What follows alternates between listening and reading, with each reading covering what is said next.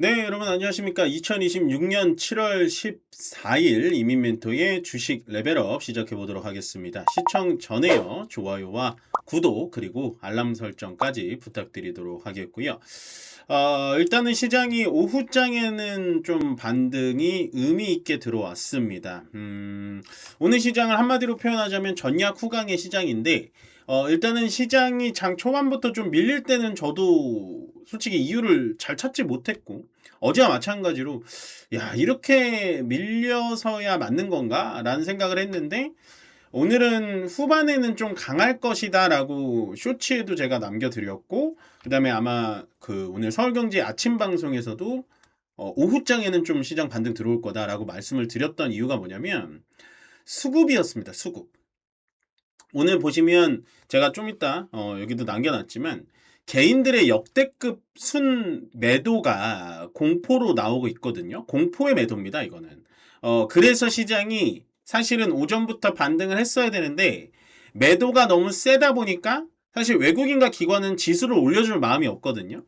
그렇기 때문에 지수가 조금만 올라와도 던져버리고 조금만 올라와도 던져버리고 거기다가 반대매매 청산까지 이뤄지다 보니까 지수는 힘이 없이 좀 밀렸던 겁니다. 좀 과하게 또 밀렸기 때문에 다시 돌아올 수 있다라고 말씀을 많이 드렸고, 실제로 오전 방송에서는 제가 오후에는 강할 것이다라고 말씀드렸고, 또 종목 상담 방송에서는 크게 이렇게 강해지는 게 보이지 않아서, 그럼에도 불구하고 오늘은 매수를 못할 바에는 매도도 하지 마셔라.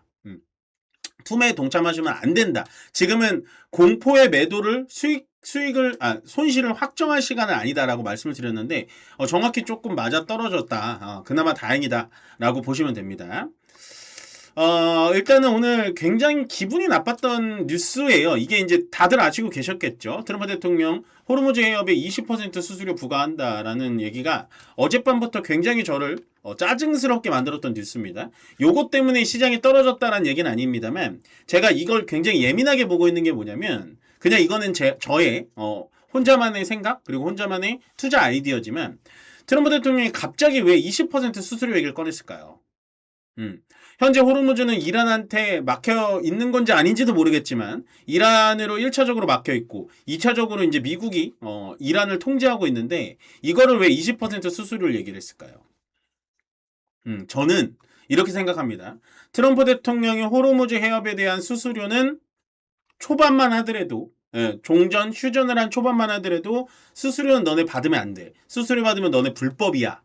라고 얘기한 걸 지금은 본인 입으로 다시 정당화하고 있다.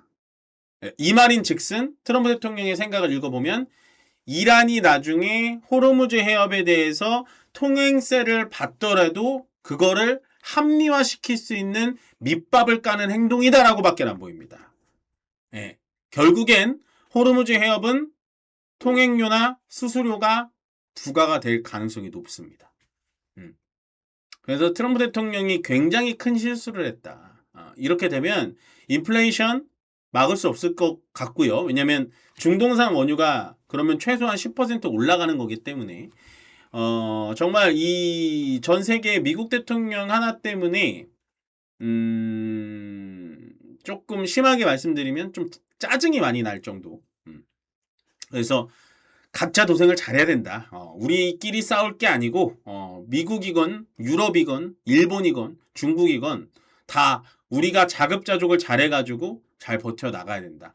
그나마 다행인 건 우리한테는 반도체도 있고 조선도 있고 전력기기도 있고 2차 전지도 있고 제약바이오도 있다. 저는 트럼프 대통령 이거는 선 넘었다라고 생각합니다. 이거는 그냥 여기서부터는 진짜 제 생각인데요. 이란과의 뒤에서 협의를 할 때 이란의 이 호르무즈 통행료를 정당화해주고 싶어하는 속내이지 않을까라는 확대 해석까지 좀 해볼게요. 이거는 그냥 제 유튜브니까 좀 편하게 말씀드릴게요. 그래서 저는 이게 굉장히 좀 기분이 나빴다, 아침부터. 시장이 빠지는 건 둘째치더라도. 그래서 트럼프 대통령 정말 이러면 안 됩니다. 본인들이 저질러 놓은 일을 이런 식으로 해결을 못한다? 결국에는 통행료라든지 수수료가 0%였는데 최소 10% 20%를 내야 되는 거잖아요. 아무것도 없었던 거 오늘. 참 역대 최악의 사람이다라고 보시면 될 것 같고, 그 다음에 또 열받게 했던 뉴스가 이겁니다. 물론 뭐 언론사마다의 발언 수위가 있지만 죄송한데 금감원장님 이러지 않았나요? 들어 누워서라도 레버리지 ETF 상장을 막았어야 됩니다. 죄송합니다. 그걸 얘기하면 뭐하냐 제가 얘기했었죠. 예, 그러면 뒤처리를 지금 어떻게든 해주셔야 되는 거 아닌가요? 금감원이라면. 근데 오늘 무슨 얘기가 나왔죠? 예, 무슨 얘기가 나왔죠? ETF에 대해서 과대 광고하지 말라 라는 해결책밖에 없습니다. 지금 제가 말씀드렸잖아요. 지금 단일 종목 ETF에 대해서 정확한 해결책, 이거를 깔끔하게 해결할 해결책을 원하는 게 아니에요. 어떻게 이렇게도 해보고 저렇게도 해보고 뭔가 액티브적인, 그러니까 액션이 들어가 있는 행동이 나와주면 시장은 조금 찔끔찔끔 겁먹어가지고 조금 진정이 된다니까요. 근데 오늘 얘기한 건 그냥 과대 광고하지 말아라. 이럴 거면 투자 운영사 CEO들하고 간담회 왜 하신 거예요?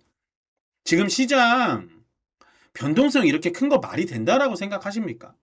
이게 우리 지금 투자자들이 손해를 봐서 말씀드리는 게 아니라요.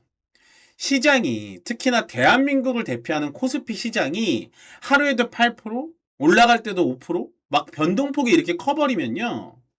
외국인 투자자들, 외국 기관 투자자들 투자 안 합니다. 정말 조금 저보다 훨씬 더 선배님이시고 그리고 훨씬 더 시장을 잘 아시겠지만 정말 이렇게 하시면 안 됩니다. 이거. 그러니까 레버리지를 상장했다고 해서 제가 뭐라 하는 게 아니잖아요. 이미 일어난 일이 일어났습니다만 이게 최소한의 어떠한 액션이라도 보여주셔야 된다. 그게 시장을 더 구렁텅이로 몰아갈지언정 뭐라도 좀 해줘라. 벌써 2달이 돼갑니다. 지금. 저는 이런 거 보면 참 아직도 수준이 너무 낮구나 라는 생각을 해요. 제가 죄송합니다. 오늘 시장이 좀 안 좋은데도 불구하고 좀 더 안 좋은 얘기를 드려서 참 죄송한데 너무 답답해서 그래요. 좀 그렇다라고 보시면 되고, 세 번째도 좀 답답한 얘기입니다. 개인 투자는 왜 이렇게 많이 파시는 거죠? 물론 반대 매매도 있을 겁니다. 그리고 마진콜도 있을 겁니다. 근데 그냥 따라서 매매하시는 분들도 많아요. 보면 이게 어떻게 제가 보여드리냐면, 예를 들어 오전 10시에 반대 매매가 후루룩 쏟아집니다. 근데 10시 이후에 그걸 따라서 매도하는 분들이 굉장히 많고, 그 다음에 이제 2시 정도, 12시? 2시? 이때 반대 매매가 많이 나오는데 12시 이후에 갑자기 후루룩 팔고, 그럼 시장 또 반등하면 2시에 또 후루룩 팔고, 이런 게 너무 많이 보여요. 오늘 5조 이상 나올 것 같습니다. 애프터에서도 더 나올 것 같아요. 지금 시장의 이 변동성을 어쩔 수 없잖아요. 어쩔 수 없어요. 즐길 수도 없잖아요. 그냥 가지고만 계세요. 그러면 지금 손해가 예를 들어 40%잖아요. 본전까지 온다라고 저는 얘기도 못 드리겠어요. 이제는 본전까지 못 오더라도 마이너스 20%까지는 리커버링 가능해요. 절대로 지금은 투매에 동참하지 마십시오. 그건 최악의 선택입니다. 아시겠죠? 뭐 지금 그런 게 있죠.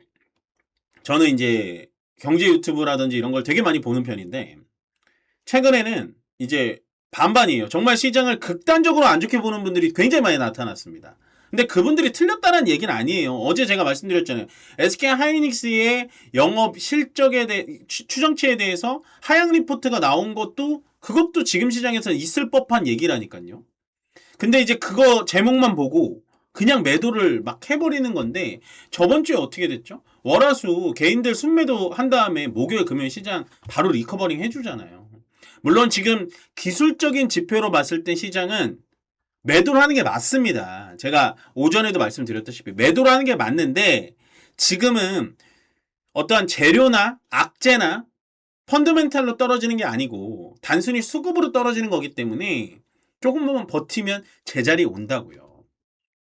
근데 그 제자리가 뭐 9,500포인트, 9,000포인트 가는 건 아니겠지만 최소한 8,000포인트까지는 시장 회복할 가능성이 높습니다. 그러니까 투매하지 말아주세요. 투매 안 했으면 좋겠습니다. 왜냐면 손해보는 거잖아요. 이게 제가 왜 남아있는 투자자들한테도 안 좋은 게 뭐냐면 이 개인 투자자들이 지금 이제 나가잖아요. 이렇게 공포에 매도를 하잖아요. 다시 안 들어와요. 시장을 안 믿는다고요. 그러면 시장의 유동성이 줄어들어서 또다시 박스권에 갇힙니다. 네, 그것까지 생각을 해보셔야 돼요. 저는 매도는 지금 시장에서 절대 하는 게 아니다. 말씀드리고 제가 죄송합니다. 이거 오늘 좀 시간이 없어서 오타 쳤는데 국민연금 욕하시는 분들 많았죠. 욕할 필요 없다라고 말씀드렸죠. 그리고 국민연금은 코스피 8,200포인트 이하에서는 오히려 매수를 해야 된다라고 말씀드렸죠. 정확하게 국민연금, 삼성전자, SK하이닉스 매수하고 있습니다. 연일 며칠 내내 매수하고 있어요. 이게 왜 그러냐면 국민연금의 국내 주식 비중이 31%가 넘어가면 안 되잖아요. 근데 지수가 저번 주부터 계속해서 빠져서 지금 7천도 깨져 있는 상태죠. 그럼 국민연금의 삼성전자와 SK하이닉스는 비중이 확 줄어 있죠. 근데 반면에 미국 시장은 많이 안 떨어졌죠. 그러면 미국 주식 비중 올라가 있고 국내 주식 비중은 내려가 있습니다. 그러니까 팩트가 없는 뉴스만 보고 국민연금 욕하지 말라고 말씀 많이 드렸죠. 국민연금을 욕할 필요가 없습니다. 국민연금은 해오던 대로 하고 있을 뿐입니다, 여러분들. 겁먹지 마세요. 말씀드리고 싶고, 강세업종, 약세업종은 크게 의미는 없습니다만 좀 볼게요. 강세업종 오늘 반도체 쪽 역시나 시장 반등이 들어올 때 반도체와 그리고 파운드리에 대한 뉴스가 좋은 게 많이 나오고 있죠. 테슬라에 대해서 AR5 납품 뉴스까지 나오고 있으니까 파운드리가 좀 강해요. 반도체 중에서 파운드리가 제일 강하고, 약세업종은 반도체가 강한데 기판 그리고 콘덴서인 MLCC가 같이 못 가고 있는 게 조금 의아하긴 합니다. 그럼에도 불구하고 LG이노텍 그리고 삼성전기 이런 것들이 생각보다 좀 많이 떨어지고 있는데 조금 지켜보셔야 될 것 같고, 백화점은 그간 솔직히 좀 너무 많이 올라가긴 했죠. 저는 백화점을 좋게 생각을 했지만 아니 이게 생각보다 너무 많이 올라가는데 이 정도에선 좀 멈춰줘야 되는데 라는 생각을 했는데 사실 백화점이 좋은 뉴스가 또 요즘 나오거든요. 외국인들의 매출이 역대 최고다라는 뉴스가 나오자마자 백화점 빠지죠. 이게 주식의 묘미입니다. 그다음에 2차전지 어제는 의미 있는 반등이 좀 들어오나 싶었는데 오늘은 또 하락의 주체가 되고 있고, 제약바이오에 대해서는 드리고 싶은 말씀이 많습니다. 알테오젠이 오늘 제일 급락폭이 큰데 이것도 심리예요, 심리. 삼성 에피스 바이오 에피스 홀딩스가 SC 제형에 대해서 뭐 연구를 성공했다라고 얘기가 나오는데 알테오젠의 SC 제형 기술이잖아요. 그러니까 빠지는 거예요. 에피스가 이제 할 수 있지 않을까. 근데 아니라니까요. 제가 이거 오늘 종목상담 알테오젠 나왔을 때도 얘기 드렸잖아요. 아닌데 그냥 심리가 약하다 보니까 빠지는 거라고요. 그런다고 해서 심리가 약하니까 나 그럼 오늘 사야지? 그건 아닙니다. 왜? 주식이라는 건 실체가 있더라도요, 심리와 수급이 안 받쳐주면 다시 못 올라와요. 그러니까 좀 지켜보셔야 된다. 그렇지만 좀 아쉽다. 제약바이오가 이렇게 떨어질 건 아닌데 좀 아쉽다 라고 좀 말씀을 드려보도록 하겠습니다. 일단 시장 다행히도 조금은 반등을 해주고 있습니다. 전체적으로 지금 코스피가 양봉으로 좀 돌아섰고요. 코스닥 같은 경우가 그나마 밑꼬리를 많이 달고 2%대로 올라와주고 있다는 건 조금은 의미가 있다라고 정리를 좀 드리고 싶고요. 끝으로 좋아요와 구독 그리고 알람 설정 부탁드리면서 그냥 계속해서 오늘 하루 종일 앵무새처럼 말씀드립니다. 절대로 투매에 동참하지 말아달라라고 말씀드리면서 오늘 저는 여기서 물러가도록 하겠습니다. 고맙습니다.